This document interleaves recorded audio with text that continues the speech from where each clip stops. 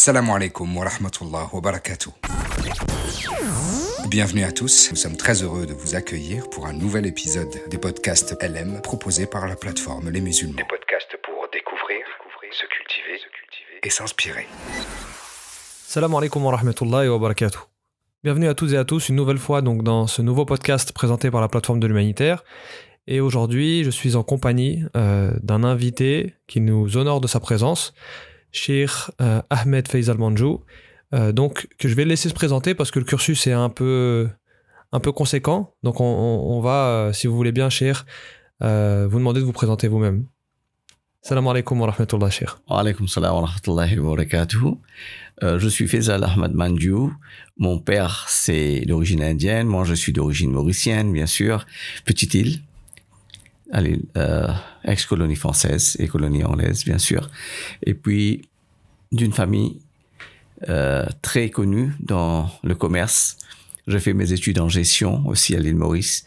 Et puis, à l'âge de 34 ans, j'ai réalisé que je dois m'équiper plus sur l'éducation. Je suis allé en Afrique du Sud. J'ai fait mes études classiques en sciences islamiques. De là, je suis allé à l'université de Johannesburg, où j'ai fait ma licence et ma maîtrise en études islamiques. Et c'est avec spécialisation sur Ahwal al-Shakhsiyya. Et puis, je me suis spécialisé en droit. Je suis aussi homme de loi. J'ai fait mes études en droit bancaire et droit d'emploi. Finalement, je suis venu en Angleterre. J'ai fait ma maîtrise en finance islamique et en éducation. J'ai couronné mes études avec un doctorat sur la loi de retraite. Et voilà. Bref, je suis académicien et je suis aussi homme de loi. Et je suis un consultant dans la finance islamique. Ah mais barakallahu fik, ça c'est très intéressant, Cheikh, parce que en fait après votre cursus d'études profanes, donc en finance islamique, vous avez donc entrepris l'aventure d'acquérir des sciences religieuses pour pouvoir allier ces deux domaines et donc proposer un enseignement qui serait cohérent et tant sur l'aspect spirituel que mondain. Oui, alhamdulillah, c'est ça que j'avais en tête, surtout lorsqu'on vit dans l'Europe, là où on doit trouver un hybride pour pouvoir activer notre activité islamique en respectant la loi du pays. Comment on peut survivre? Et c'est quelque chose de très honorable pour moi de pouvoir contribuer dans ce domaine. Donc là, on voit qu'on va toucher une question donc, qui est évidemment la finance islamique. Et dans finance islamique, on veut vraiment y apporter une vraie approche liée à la spiritualité aussi, parce qu'elle n'est pas islamique que dans les règles, mais elle est aussi islamique dans le fond de cette finance-là. Le sujet de notre podcast, donc aujourd'hui, ça va être la relation du musulman avec l'argent, avec la richesse. Parce que, comme on le verra, il y a vraiment deux dimensions. La dimension très profane, les obligations de la vie, les charges, les dépenses, la responsabilité de la famille, une vie à construire. Mais tout ça encadré dans un but qui est notre but spirituel et la relation qu'on doit avoir avec ces choses matérielles dans le but inné de l'homme qui est, comme Allah le dit, وَمَا خَلَقَتُ الْجِنَّ وَالْإِنسَ إِلَّا لِيَعْبُدُونَ, ce qui signifie dans le sens, je n'ai créé les djinns et les ins, donc l'espèce humaine, que pour qu'ils m'adorent. Oui, c'est fantastique le verset que vous avez mentionné. وَمَا خَلَقْتُ الْجِنَّ وَالْإِنسَ إِلَّا لِيَعْبُدُونَ. Et Allah, dans les tafsirs, c'est très très intéressant où Allah dit, c'était Allama Suyuti qui a dit dans son tafsir de Jalalain, وَمَا خَلَقْتُ الْجِنَّ وَالْإِنسَ إِلَّا لِيَعْبُدُونَ يعني لِيَعْرِفُونَ. C'est très très puissant. C'est pas seulement pour prier, mais aussi pour reconnaître qui est Allah, notre Seigneur.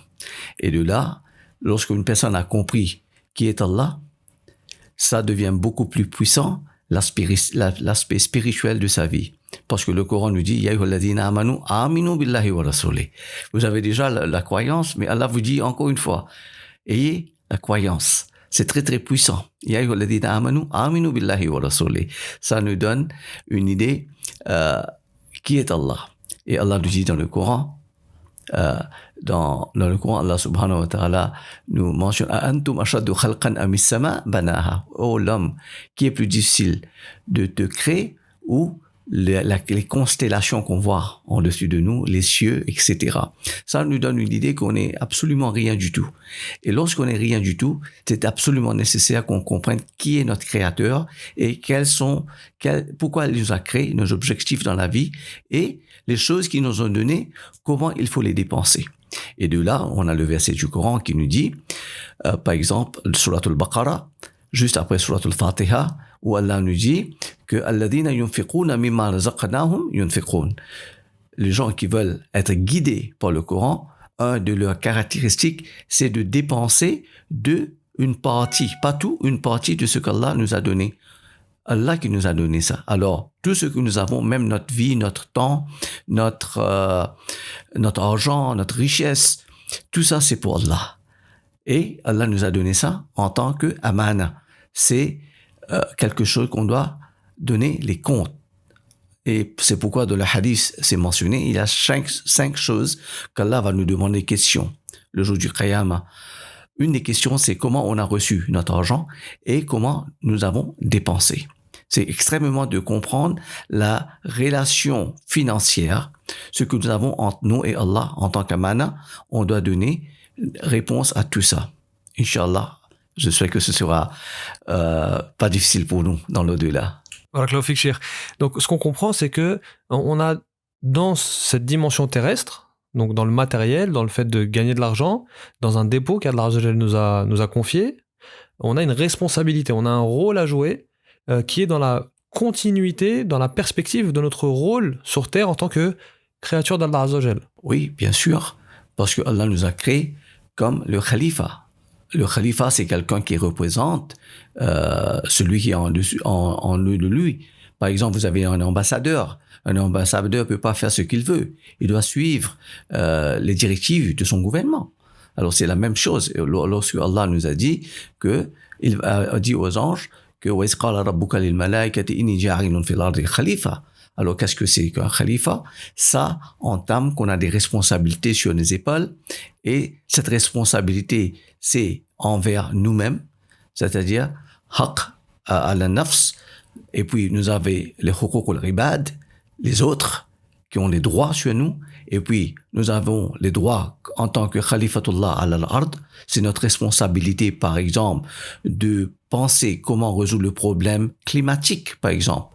Comment gérer l'espace, par exemple. Comment gérer la mer, par exemple. Tout ça font partie de ça. C'est pas seulement une façon très limitée, de la façon myopique de voir qu'est-ce que c'est la responsabilité qu'on a placée sur nos épaules. C'est pourquoi dans notre verset du Coran, où Allah a dit, on a donné cette amana aux autres créations, les montagnes, ils ont refusé. Mais l'homme l'a accepté. Et il était un zalim. Il n'a pas compris qu'est-ce que c'est que prendre ses responsabilités. Alors, en tant que khalifatullah al-ard, on a bien sûr la récompense dans l'au-delà et même dans ce monde. C'est beaucoup. Mais il faut s'assurer que on prend la responsabilité, comme Allah subhanahu wa ta'ala nous a donné les directives. Et la finance, ça fait partie du fiqh, ce qu'on appelle le fiqh al-mu'amalat. Mais ça n'arrête pas là, parce que le fiqh al-mu'amalat est directement lié au fiqh al-ibadat. Parce que ce qu'on mange aura un effet direct sur notre prière. Et Allah subhanahu wa ta'ala nous a donné des directives. Comment il faut prier et qu'est-ce qu'on doit manger. Par exemple, on a le hadith très fameux où, dans le sens que une personne s'est égarée et il est dans le désert et dit Allah, j'ai perdu ma monture, j'ai perdu ça. Il commence à faire la prière. Mais le prophète a dit, ce qu'il a mangé, c'était haram. Ce qu'il porte, c'est haram. Comment Allah va connecter avec ce genre de personnes? Alors, c'est très important de comprendre que notre ibadat est directement lié avec ce qu'on est en train de se porter, la façon qu'on s'habille, la façon ce qu'on mange. Il y a un lien direct entre ibadat et mu'amalat. Donc, c'est bien ça, c'est qu'il y a une corrélation entre l'aspect matériel de cette vie et le but de la vie en elle-même, hein, c'est-à-dire le but de la création. Et donc, du coup, alors comment est-ce qu'on peut, pour revenir à cette notion de responsabilité de khalifa, fil ard, comment on peut remplir cette responsabilité à travers donc la création de la richesse, puisqu'on a dit qu'on allait parler de la relation du musulman avec l'argent. Donc, quelle est la place de l'argent en fait là-dedans dans cette double objectif? Comment est-ce qu'on doit se comporter vis-à-vis de l'argent et de la création de la richesse? Bon, il y a plusieurs façons à répondre à cette question. Si on étudie l'économie islamique, vous allez voir, il y a un aspect distinct qu'on n'aurait pas dans les autres économies. L'économie, c'est de satisfaire le besoin de l'homme, soit il y a le mécanisme du prix. Si vous avez le moyen de payer, vous payez. Sinon, le prix part, ça monte et on peut pas. L'autre, c'est le gouvernement qui vous le donne. D'accord? Ça, c'est le système qu'on vit. Mais en islam, il y a un troisième façon de résoudre ce problème-là. C'est ce qu'on appelle l'aspect philanthropique. Ce qu'on appelle en arabe al-infaq. Le secteur philanthropique en islam. Et Abu Ubaid a écrit tout un livre là-dessus, Kitab al-Amwal. On a toute une gamme de façons de prendre l'argent avec ceux qui ont et obligés de donner ça aux autres. C'est pourquoi en islam, le Coran nous dit wa fi amwalihim haqqul lis-sa'ili wal mahrumi. C'est-à-dire dans ce qu'ils possèdent, il y a le droit des autres dedans, des pauvres, des destituts. Et j'aimerais bien faire ressortir que les pauvres et les destituts ne sont pas seulement pour les musulmans. On a la responsabilité aussi de s'en occuper des non-musulmans aussi. Ça aussi, c'est notre responsabilité. Il faut faire ressortir. Deuxième point, c'est que lorsque ces gens-là ont le droit sur nous, sur notre avoir, sur notre actif, il faut comprendre que c'est un droit. Ils ont le droit de demander ce qui est à eux. C'est pas nous qui devons décider. Et c'est là, par exemple, on a la zakat. Comment canaliser la zakat? Comment optimiser la zakat? Quel est l'impact de la zakat sur l'économie, par exemple? Comment la zakat peut contribuer vers le produit national brut, par exemple? On ne réfléchit pas sur ce sujet-là, mais lorsqu'on part dans la vie des Sahaba, on peut voir que même ils s'en servaient pas de la terminologie. Mais de nos jours, vous pouvez voir que la façon qu'ils ont canalisé tout ça, c'était pour développer l'économie. Pourquoi? Il faut comprendre l'aspect économique, ce qu'on appelle un worldview islamique. C'est-à-dire, il y a ibada et mu'amalat. Et aussi, une autre chose qu'il faut prendre en considération, lorsqu'ils ont apporté l'argent à Médine de Bahreïn, c'est là que Omar radiyallahu ta'ala a établi un système social, financier pour aider les orphelins, les ummahatul mu'minin, les badriyin. Tout ça, c'est du ibada. Il faut comprendre l'aspect holistique du système financier économique en islam. Alors, lorsqu'on va prendre la responsabilité financière sur les épaules, il faut réaliser, il y a la zakat, il y a le udhiya, il y a le awqaf, il y a le wasiya, il y a toute une gamme de mécanismes financiers que l'islam a mis en place que vous n'aurez dans aucun système économique. Il n'y en a pas. C'est seulement en islam. C'est unique en islam que vous aurez ça parce que la responsabilité que l'islam a mis sur nos épaules, il faut les respecter. Est-ce que vous voulez dire par là que la finance islamique, c'est-à-dire quand on va parler de finance islamique pour essayer de simplifier un peu, de vulgariser, c'est-à-dire la vision de l'utilisation de l'argent des points de vue de la religion, d'accord? Est-ce qu'on veut dire par là que la finance islamique, elle est solidaire en elle-même et qu'elle n'a pas pour seul but de créer du profit? Bon, encore une fois, je crois les gens ne comprennent pas. Si vous allez étudier les littératures, vous allez voir que, par exemple, le premier livre qui a été écrit il y a beaucoup d'années, par exemple, Ozair Ahmed qui a créé Banking Without Interest. Et dans les années 70, par exemple, lorsqu'on a eu la première conférence internationale en 1974 à Jeddah, c'était pas sur la finance islamique. La finance islamique, c'est une branche de l'économie islamique. Et c'est là qu'on doit voir comment gérer la finance islamique. La finance islamique sans l'économie islamique, ça veut rien dire du tout. Parce qu'on doit différencier entre l'intentionnalisme et le conséquentialisme. C'est-à-dire, on peut avoir un produit qui est, sur le point de vue du fiqh, ça nous paraît OK, vous avez votre fatwa, mais la conséquence, c'est pas d'après l'éthique islamique. Il y a beaucoup d'exemples que je peux vous donner, tels comme le tawarruk, etc. Alors, ce que nous devons réfléchir lorsqu'on a de l'argent, on a la richesse, c'est pas seulement d'accumuler la richesse, mais il faut investir cette richesse. C'est ça le point clé. Sinon, la zakat va manger la richesse. Il faut investir. Si vous allez étudier l'économie islamique, vous allez voir qu'il faut créer de l'emploi. L'argent qu'Allah nous a donné, il faut créer l'emploi avec ça. Et lorsque vous allez créer l'emploi, vous allez aider l'humanité. On peut investir dans plusieurs projets. D'accord? Par exemple, certains projets long terme, à court terme, medium term. Il y a plusieurs types de projets qu'on doit réfléchir. Bien sûr, je dis pas on ne doit pas avoir la finance islamique. Non, ça c'est pas que je suis en train de dire, parce que on est en train de vivre dans une économie financière où les institutions, ce qu'on appelle les intermédiaires financiers, c'est eux qui sont en train de gérer le monde financier en ce moment-ci. C'est une réalité. Vous prenez des pays tels comme l'Angleterre, à peu près 70% des gens travaillent dans le secteur du service financier, etc. Alors, les statistiques sont là pour prouver ce point-là. Mais nous, en tant que musulmans, comment on va s'intégrer dedans? On peut pas diviser, séparer notre éthique. Bien sûr, il faut respecter la loi du pays. Mais il y a une éthique aussi à observer, le fiqh, et voir, par exemple, le riba qui est prohibé, il y a le gharar, c'est-à-dire les risques très avancés, etc. Ce sont des choses qu'il faut prendre en considération lorsqu'on va développer notre point de vue d'investissement. Alors, lorsque vous allez voir que l'objectif de l'islam, la finance islamique, c'est de créer des richesses.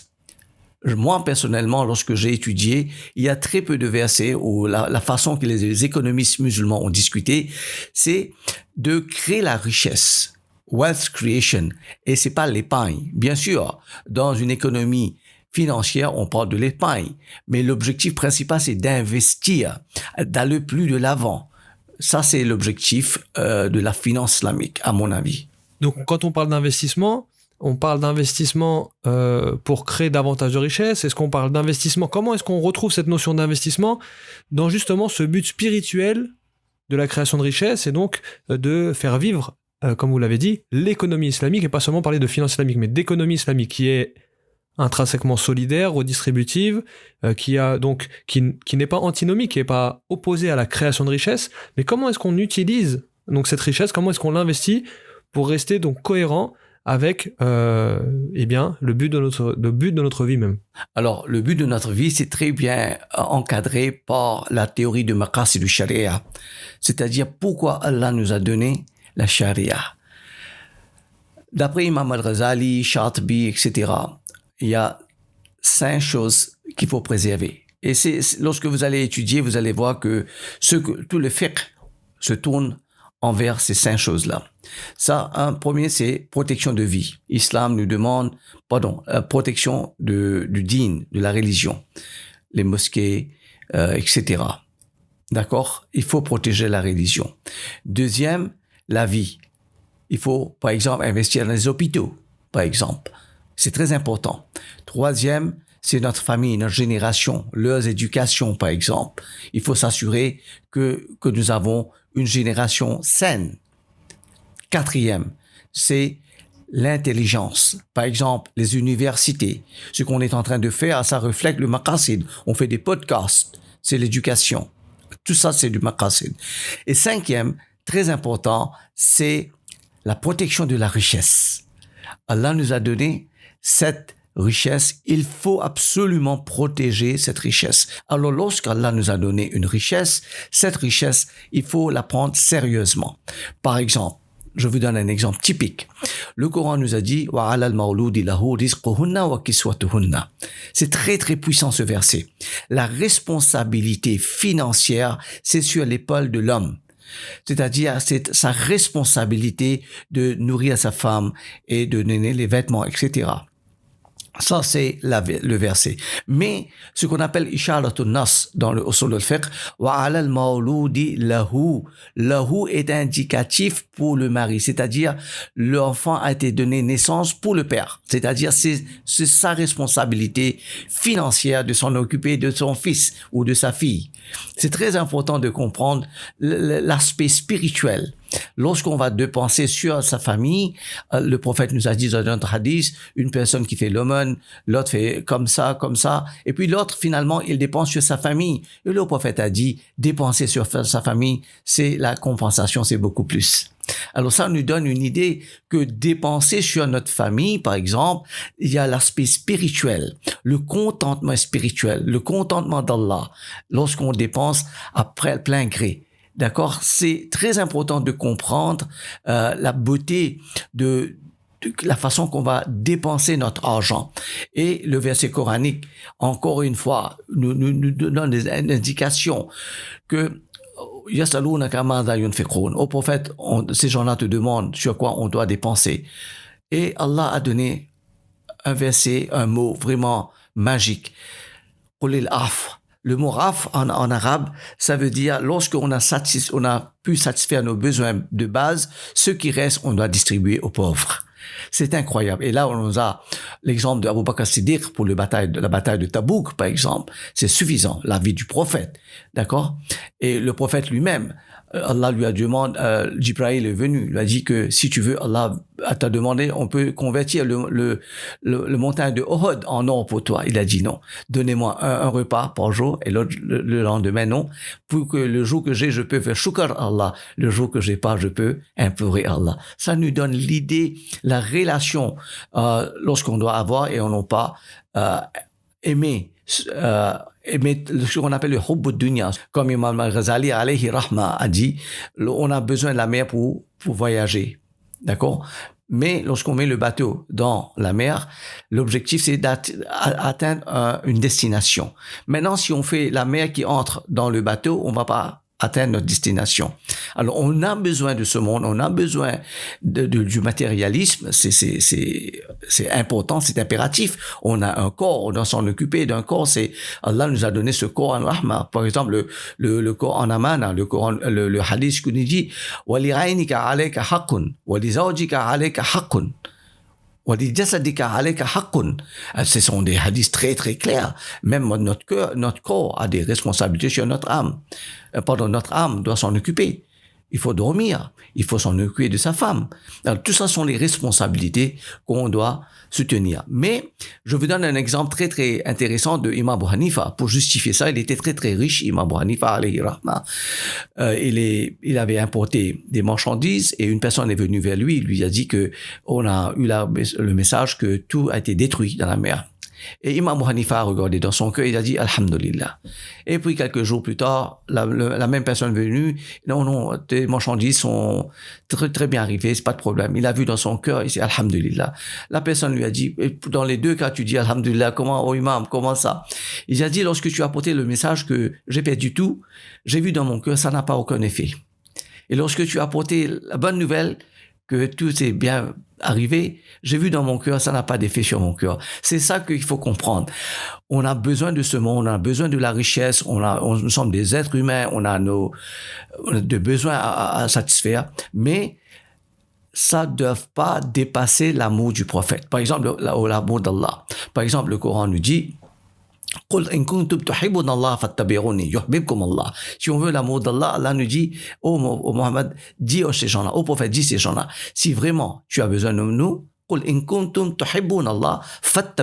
faut absolument qu'on doit suivre les pas du prophète. Et puis Allah va vous aimer. Le mot hub en arabe, il y a plusieurs stages de hub, l'amour d'Allah. Il y a le mot ishq. Il y a beaucoup de mots c'est très très intense dans la langue arabe. Et vous avez d'autres versets coraniques aussi que je peux mettre en avance pour prouver que l'amour d'Allah, c'est plus dans Surat At-Tawbah où Allah a mentionné que votre amour pour ce monde, pour votre business, etc., doit pas être plus que l'amour d'Allah est pour son prophète. Alors c'est la balance intellectuelle qu'on doit avoir, une discussion entre notre pensée, notre intellectuel et notre cœur. C'est une bataille de tous les jours qu'on a. Nous sommes des êtres humains, on a notre besoin, nous avons de désirs, mais toujours il faut réfléchir, notre benchmark c'est la vie du prophète. Qu'est-ce que le prophète aurait fait dans cette situation? C'est très important de comprendre, de faire cette corrélation entre notre richesse et comme le Khalifatullah ala al-ard. C'est très, très, très intéressant, très riche aussi. Il y a beaucoup, beaucoup de choses à développer sur ce sujet-là.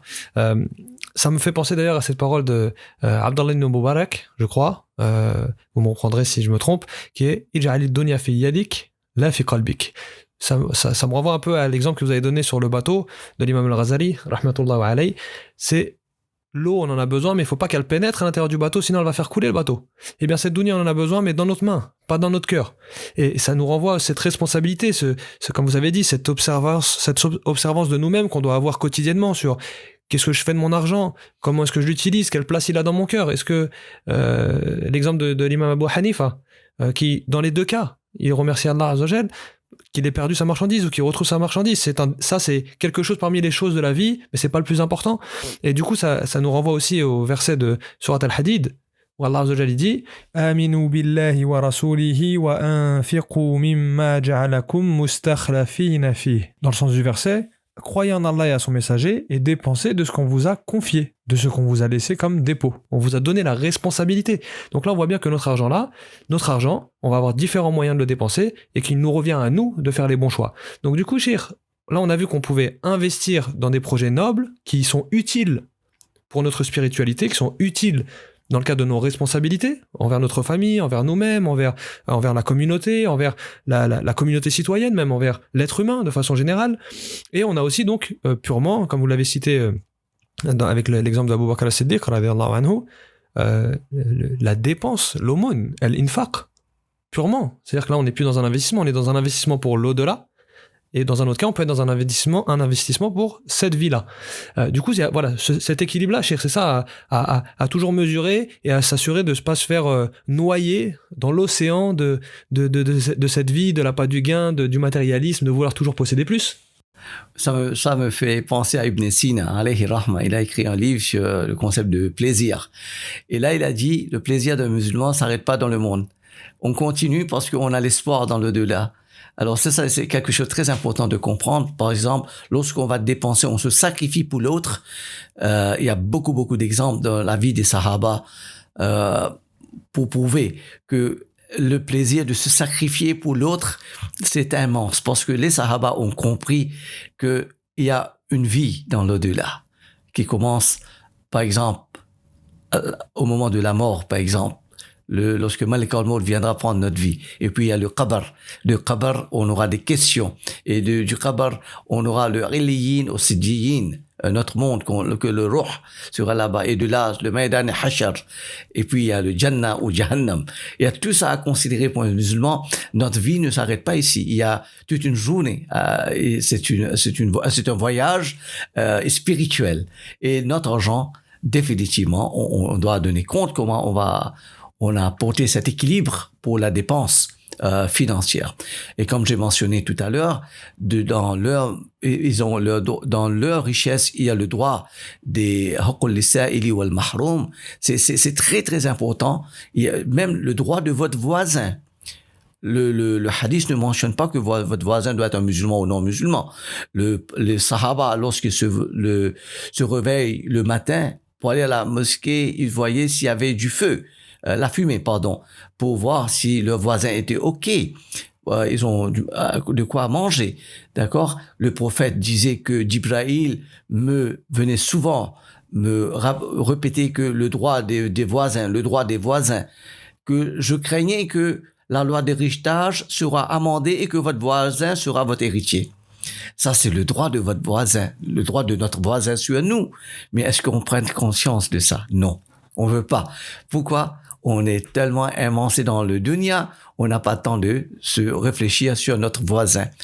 Oublions les voisins, nos propres parents qui sont dans la vieillesse. Les statistiques nous prouvent que nous avons une population vieillissante mondialement. D'accord? Et qu'est-ce que le prophète a dit lorsque un sahabi est venu porter des plaintes contre son père qui utilisait ses biens? Le prophète lui a dit, lorsque le père lui est venu et il a présenté sa défense avec le prophète lui a dit « Anta wa maluka li abik » toi et ce que tu possèdes est pour toi et pour ton père. Alors, de nos jours, on respecte pas les parents, mais les parents ont un droit sur nous. Et pas seulement les parents, tous les vieux. Il y a un hadith là-dessus. Celui qui a la miséricorde sur les vieux, Allah aura miséricorde sur lui. D'accord? Il y a des hadiths là-dessus. Il faut respecter, comment on va faire tout ça? Individuellement, on peut le faire, mais si vous étudiez la loi islamique, c'est une loi collective. Il faut travailler ensemble. On peut pas travailler, on peut le faire, bien sûr, individuellement. Mais si on veut vraiment avoir de l'impact économique, ce que l'islam parle de la finance, il faut travailler ensemble. Ça, c'est l'islam. D'accord? Il faut se consolider au point de vue de votre famille en priorité, et puis votre ville, et puis votre pays, et puis ça épanouit dans le monde. C'est comme ça le système que les ulama nous expliquaient. Vous avez cité tout à l'heure Kitab al-Amwal. Donc vous m'avez donné des devoirs avant de venir vous voir. Vous m'avez dit il faut acheter ce livre-là, il faut le lire. Donc j'ai fait de mon mieux. Il fait plus de 500 pages, donc j'ai pas pu tout lire. Mais j'ai lu une partie et je suis tombé sur une parole, subhanallah, qui était magnifique et qui nous donne aussi l'importance, la grande importance du respect des aumônes et de l'aumône. Il y a un hadith qui est cité dans Kitab al-Amwal qui dit que la sadaqa, l'aumône quand elle est faite, elle arrive dans la main d'Allah Azza wa Jal avant d'arriver dans la main du bénéficiaire. Oui. Vraiment, ça m'a vraiment touché, ça m'a vraiment marqué parce que voilà, nous, ce podcast-là, on est dans le cadre de la plateforme de l'humanitaire, donc forcément, j'ai une vision qui est associative, qui est du domaine de la philanthropie, des projets humanitaires, du fait de mettre en place des projets qui bénéficient aux autres, et donc la responsabilité de cette amana. Oui. Ce hadith, il nous rappelle la responsabilité lourde de la amana. Donc, les donateurs nous confient leurs dons qu'ils ont fait pour Allah Azza wa Jal, et le hadith nous dit cette amana-là arrive dans la main d'Allah Azza wa Jal sans qu'on se pose la question sur comment est la main d'Allah Azza wa Jal, bien sûr, mais elles arrivent dans la main d'Allah Azza wa Jal avant la main du bénéficiaire. C'est ajib. Oui, et je vais apporter un autre hadith très important. Al-khalqu riyadullah. La création, ça va pas seulement musulmans, non musulmans, même les animaux. Al-khalq, c'est ce qu'on a dit en usul al-fiqh, c'est am. C'est pas tarsis, c'est am, c'est général. Al-khalqu riyalullah. Comme je peux traduire le mot riyal comme famille si vous voulez. C'est la famille d'Allah. Le meilleur pour vous, c'est ceux qui vont s'en occuper de la famille d'Allah. Je traduis le mot riyal. C'est pas exactement le mot famille, mais juste pour traduire. Alors ça vous donne une idée. Alors on peut comprendre avant d'aller donner ça à la famille d'Allah, donner ça à Allah en premier lieu. Allah va vous juger. L'argent que vous avez donné, est-ce que c'est halal? Est-ce que c'est du zakat, de la zakat? C'est du sadaqa, c'est du lillah? Est-ce que vous voulez faire des choses philanthropiques telles comme le awqaf, le wasiya? Allah nous a donné jusqu'à 1/3 pour distribuer le wasiya. Il y a lillah, il y a beaucoup de choses. Le kharaj, il y a le khums, il y a beaucoup de choses. C'est ce livre-là nous donne tout un spectrum des façons. C'est ça que j'ai mentionné tout à l'heure, le infaq, le secteur philanthropique de l'islam, c'est unique au monde. C'est là qu'on va pouvoir galvaniser, concentrer, canaliser nos efforts. Si on fait ça à un niveau collectif, ça va donner plus d'impact au niveau national et même international. C'est ça qu'il faut comprendre. Par exemple, à l'époque de Abu Bakr, il y avait des gens qui sont commencés à rebeller. Ils ne voulaient pas donner la zakat dans le Baytul Mal. Abu Bakr a dit non, on ne pouvait pas faire ça. Il faut travailler collectivement. Vous ne pouvez pas décider vous-même. Il y a un système ici, il faut observer ce système-là. Alors, c'est très important de comprendre l'importance de canaliser les projets financiers en islam, les produits financiers en islam. C'est pas seulement pour l'individu, mais c'est pour la société. C'est très important de comprendre comment canaliser, comment organiser la façon qu'on va distribuer ce que Allah nous a donné. À notre niveau, Chir, est-ce qu'on peut dire que, au niveau individuel, je veux dire, monsieur, madame, tout le monde, il a deux manières de dépenser son argent, de manière qu'Allah aime, c'est le infaq, donc l'aumône, d'accord? Bon, bien sûr, premièrement, il y a les obligations, zakat al-mal par exemple, qui n'est pas une option, qui est une obligation à toute personne qui est parmi les personnes qui sont reconnues selon les critères d'application de la zakat. Après, donc, on aura les aumônes et on aura donc l'investissement dans le cadre de ce qui bénéficie à l'état spirituel et à l'état de la communauté. Est-ce qu'on peut dire ça? Oui, bien sûr. Je vous donne un exemple qui vient de ma pensée en ce moment-ci. À l'époque de Omar bin Khattab, il y avait 2 orphelins. Chaque année, les gens qui vont collecter la zakat partaient collecter. Lorsque Omar a entendu ça, qu'on n'a pas investi cet argent ou cette richesse, il était un peu perturbé. Il a dit, mais la zakat va finir tout ça. L'objectif de la zakat, c'est comme vous savez, au point de vue du fiqh, on paie la zakat, tout ce qu'on possède, on ne paie pas la zakat. On paye la zakat sur les actifs qui ont la capacité d'agrandir. Le nima, en arabe, d'accord, qui a la capacité de grossir, d'agrandir. Ça voulant dire par là, il faut pas assimiler notre argent, il faut investir notre argent, grandir notre argent pour réaliser des projets humanitaires et pour soi-même. Il faut comprendre l'économie. D'accord? C'est très important. Sinon, il n'y aura pas besoin d'écrire Kitabul Amwal. C'est pas nécessaire d'avoir la zakat. Pourquoi on a la zakat? Quelle est la philosophie de la zakat? Donc, très intéressant, très très intéressant. Ça nous remet vraiment en perspective par rapport donc à notre vie de tous les jours, à ce qu'on peut gagner comme argent, à comment on peut le dépenser, et que voilà, on est tous différents. Certains vont faire plus d'aumônes que d'autres, et c'est pas ceux qui ne feront pas moins d'aumônes, ils peuvent aussi investir leur argent de façon noble et utile à la communauté et à l'islam. Alhamdulillah. Du coup, pour revenir un peu dans notre périmètre, Cheikh, c'est sur l'humanitaire. Donc, on a parlé donc de l'infaq, donc de la dépense. On a parlé de la zakat al-mal, on a parlé des aumônes, il y a zakat al-fitr, il y a al-fidya ou al-kafara. Enfin, il y a beaucoup de sources que les associations humanitaires et que les donateurs donnent, d'accord. Et du coup, il y a une importance aussi des points de vue de ceux à qui on confie nos aumônes, de se former et de s'informer sur la question de l'économie islamique, de la finance islamique, c'est-à-dire comment bien utiliser ces mannes financières. Je pense que ça, c'est un élément central pour ceux qui reçoivent. Il y a une responsabilité pour ceux qui reçoivent ces dons. Oui, si vous permettez, j'aimerais bien mentionner un verset coranique. Ya ayyuhalladhina amanu udkhulu fis-silmi kaffa, où les musulmans embrasser l'islam dans sa totalité. Et on ne peut pas séparer la finance de l'islam. L'argent qu'on reçoit, on doit les dépenser, on doit savoir notre responsabilité. À l'époque de Omar bin Khattab, pour pouvoir être un marchand, pour vendre dans le marché, c'était absolument, ça c'était à l'époque votre licence que vous connaissez, Kitabul Buyu. Ça, c'était la licence pour pouvoir vendre dans le marché. Et le hadith du prophète, qui est très très clair, utlubul ilm faridatun ala kulli muslim, un autre hadith ala kulli muslim aussi. Chercher l'éducation, c'est obligatoire chez tous les musulmans. Qu'est-ce que ça veut dire? Ça veut pas dire que tous les musulmans doivent devenir des muftis et des fuqaha. Non, c'est impossible, on peut pas faire ça.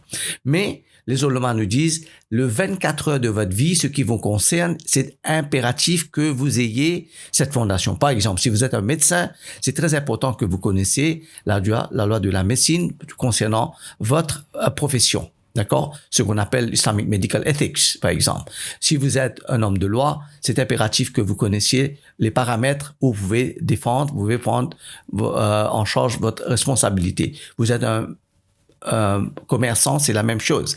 Alors là, c'est important, le travail que vous êtes en train de faire, c'est de maîtriser ce que vous êtes en train de faire. Il faut avoir cette éducation. Par exemple, il y a un hadith où le prophète, le centre du hadith, le prophète a prohibé les gens qui n'ont pas la connaissance nécessaire pour pratiquer la médecine. Alors, encore une fois, ça nous donne une idée que ce qu'on est en train de faire, dans un autre hadith, c'est mentionné, un musulman, lorsqu'il fait quelque chose, il doit faire de son mieux. C'est mentionné dans le hadith du prophète. The best he can do. Alors ça, c'est l'importance, ce que je suis en train de soulever en ce moment-ci, c'est que lorsqu'on prenne les responsabilités, que ce soit un médecin, qu'on travaille dans le secteur philanthropique, peu importe, la chose la plus importante, il faut savoir notre responsabilité, le fait, ce qu'on est en train de faire. Si on ne sait pas, on n'a pas l'éducation, on va pas pouvoir répondre à Allah. Et Allah va nous demander, tu as fait ça? Est-ce que tu savais ce verset coranique? Tu savais ce hadith? Tu savais ça? Mais pourquoi tu as pris cette responsabilité? Alors là, c'est très important qu'on ait l'éducation primaire, la base. C'est important qu'on ait cette éducation. Ce que vous voulez dire, Cheikh, c'est que la bonne intention, elle ne suffit pas lorsqu'on porte des responsabilités. On commence par l'intention, mais il faut aussi s'éduquer, quoi. C'est ça. Avec la responsabilité vient l'obligation de au moins connaître, d'acquérir les connaissances nécessaires à pouvoir assumer cette responsabilité. Voilà. Et que la bonne intention toute seule, quand on porte des responsabilités, ça peut être dangereux. Bien sûr. Ça me rappelle l'histoire que le prophète sallam nous raconte dans un hadith sur les personnes qui sont dans un bateau et qu'il y a des personnes qui vivent en bas de la coque et d'autres qui sont au-dessus, et puis à chaque fois qu'ils veulent de l'eau, ils sont obligés de monter, et puis ils disent, bah tiens, on va pas déranger ceux d'en haut, on va faire un trou dans la coque. Donc voilà, ils avaient une bonne intention, mais quand on porte la responsabilité, il faut se donner les moyens. Et ça nous emmène donc, du coup, Cheikh, sur cet événement que on espère qu'Allah Azza wa Jal nous permettra de concrétiser, qui est une masterclass spécifiquement donc pour les associations humanitaires, pour les responsables de projets ou pour toute personne qui serait intéressée dans le fait de se former à cette dimension-là, sur la gestion des dons et la manière dont on peut utiliser les dons perçus par les associations. Que ça soit conformément au fiqh, ça veut dire sur chaque typologie de don, comment on peut l'utiliser, mais aussi quels sont les autres moyens, quelles sont les autres opportunités qu'on a dans l'économie islamique pour pouvoir développer les activités humanitaires. Oui, c'est impératif qu'on prenne ça, mais il n'y a pas seulement ça, il y a la loi du pays aussi qu'il faut observer, il y a la gouvernance par exemple, que la loi va imposer sur vous. Il y a peut-être l'impôt, par exemple. Il y a ça aussi qui fait selon des aspects techniques. Il y a deux choses ici. Un, la bonne volonté de faire quelque chose pour la société. Deuxième, c'est de gérer ce que les gens nous ont donné. Troisième, ce qu'on appelle le corporate governance, la gouvernance de ces fonds, de votre organisation. Il faut aussi avoir un œil là-dessus parce que ce sont des aspects techniques. Par exemple, gestion de risque, par exemple. C'est pas facile, d'accord? Et il faut prendre la comptabilité, par exemple, d'accord? Alors tout ça, il faut prendre en considération. C'est pas seulement une bonne intention, enfin ça c'est entre vous et Allah, mais aussi notre devoir vers la société. Les gens qui nous ont donné l'argent, ils veulent savoir comment on a investi l'argent. L'État veut savoir comment vous avez investi. Vous avez cette loi. Et il y a tout ça à prendre en considération. Alors ce sont les aspects techniques. Bien sûr, on peut pas couvrir tout, c'est impossible dans une journée de couvrir tout ça, mais on va essayer d'avoir un tour d'horizon, c'est tout qu'on peut faire. Barakallahu fik, cher. Donc je rappelle, vous qui êtes un docteur dans la finance islamique, vous allez pouvoir donc apporter des éléments de compréhension pour que les responsables de la Amana puissent acquérir ces connaissances dont ils ont besoin, les connaissances fondamentales dont ils ont besoin pour gérer correctement la Amana et pouvoir être une plus-value, de pouvoir être des forces actives dans le développement de la communauté. Bismillah, c'est dans la main d'Allah, je vais essayer de faire mon mieux. La connaissance qu'Allah m'a donnée, je vais partager avec vous, Inch'Allah, le mieux que je peux. Et de tout ça, comme le Coran nous dit, Fa'iza azamta fatawakkal Allah. On a fait des bonnes intentions, on a pris une décision d'organiser ça, et puis on laisse ça dans la main d'Allah. Allah va décider la réussite, Inch'Allah. Allah Azza wa Jal nous accorde son tawfiq et sa baraka dans ce qu'on entreprend, parce que toutes les choses n'auront que de l'impact qu'avec la baraka d'Allah Azza wa Jal et avec sa permission. Cheikh, je vous remercie infiniment de m'avoir accordé de votre précieux temps. Je sais que vous êtes très occupé dans plein de projets et on est honoré vraiment, Cheikh, de vous avoir avec nous et pour cette masterclass, Inch'Allah Ta'ala, de pouvoir vous compter parmi ceux qui contribueront avec la plateforme de l'humanitaire à accompagner les associations. Jazakallahu khair, Cheikh. Barakallahu fik. C'est moi de vous remercier de me donner cette opportunité. Inch'Allah. Et donc, voilà, si vous avez donc apprécié ce podcast, n'hésitez pas à nous partager vos impressions, à le partager autour de vous. Si vous êtes vous-même un acteur humanitaire, si vous connaissez des acteurs humanitaires, si vous souhaitez devenir un acteur humanitaire ou si tout simplement ça vous intéresse, restez connectés parce qu'on reviendra donc avec la date de cette masterclass, de cette formation spécialement pour l'activité humanitaire qui sera donc dispensée par Cheikh Ahmed Faisal Manjou, Hafidallah, qui a partagé ce podcast avec nous aujourd'hui. Je vous dis à très bientôt, Inch'Allah Ta'ala. Hafidakumullah. Wassalamu alaikum wa rahmatullahi wa barakatuh.